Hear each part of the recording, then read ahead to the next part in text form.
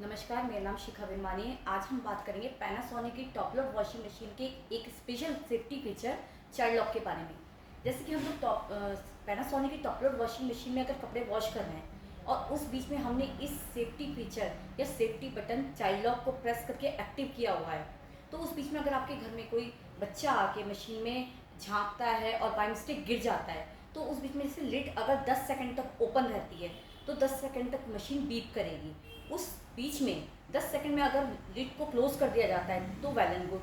Otherwise क्या होता है कि 10 सेकंड के बाद जो टब में या ड्रम में जब भी पानी होगा, जो मशीन में जितना भी पानी होगा वो झटके से ड्रेन आउट हो जाएगा और आपके घर में कोई भी दुर्घटना होने से बच सकती है। ये सेफ्टी फीचर इस तरह से काम करता है और चाइल्ड लॉक फीचर के ये बेनिफिट्स हैं। धन्यवाद।